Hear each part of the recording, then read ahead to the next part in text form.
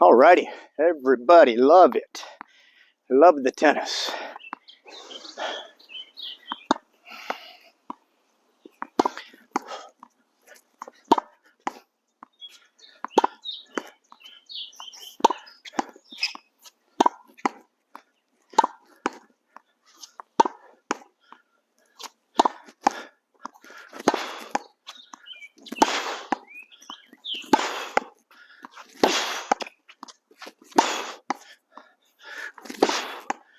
How do you like that, Lewis, for a cranked out backhand?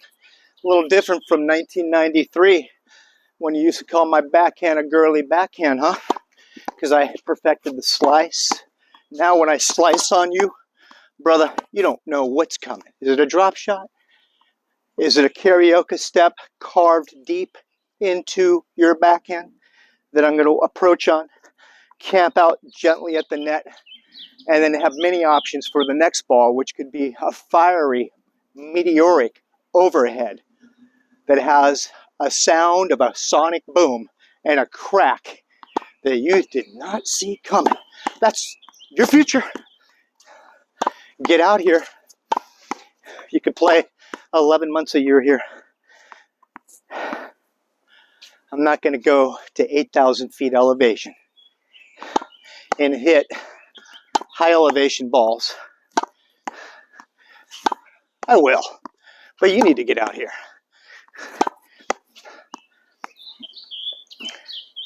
We'll start here. You should have an advantage because if you're training at that level, and you look pretty good, man. You look pretty good. So if you're running and you're doing any kind of exercise, you have good DNA. You're lucky, you have good DNA. So, you know, you can exercise moderately and it goes a long way. I like this. I like when I talk about my buddies and I drop clues and hints and then people think I'm talking about them. And I'm teasing my bud.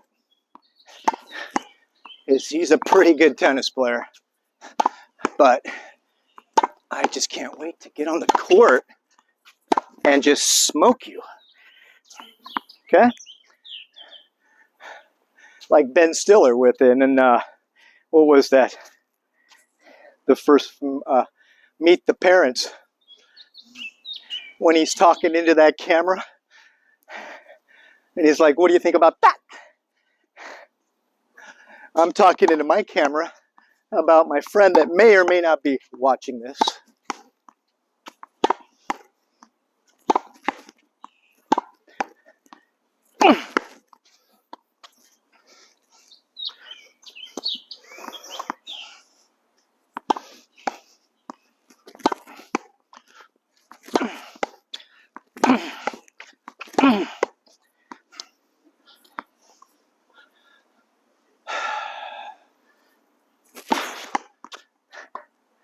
This wall is so cool. It has a dark circle, so you can do drills with some aim and mix things up.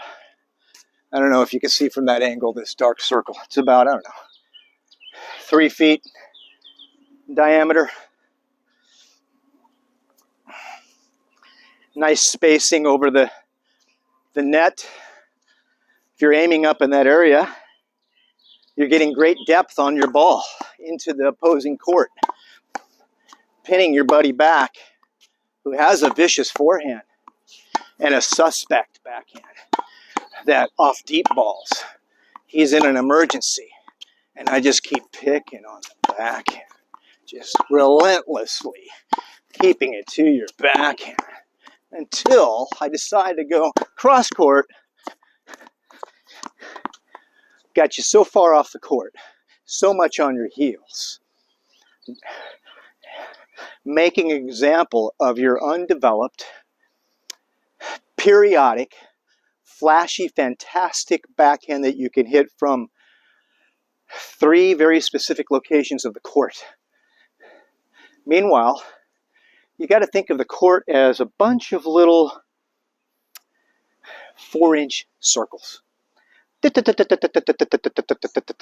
Like, what's that game where you put the little circles into the slides, and you're trying to build a brick, fill it up first. That's what this is. A bunch of little circles stacked up, organized in rows, all the way up to the net. And there's a slightly different angle of approach, shot selection option. It just goes deeper and deeper. What your options are in different parts of the court based upon the ball coming at you. Do you decide that you're going to hit kind of a take it on the rise shot? Or are you going to back up and let it fall?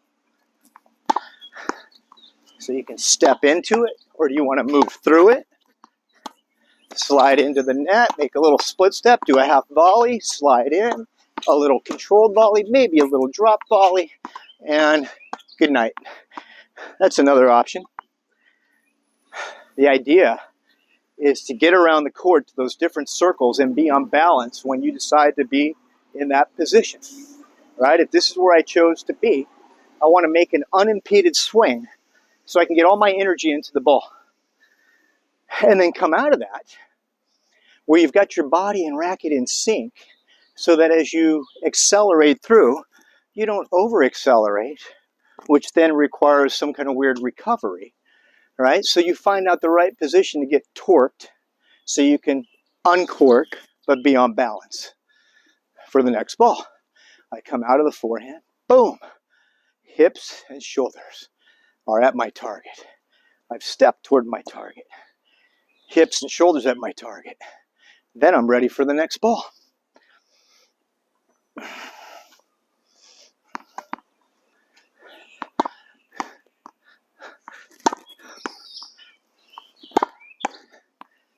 Man, I can peel that apart.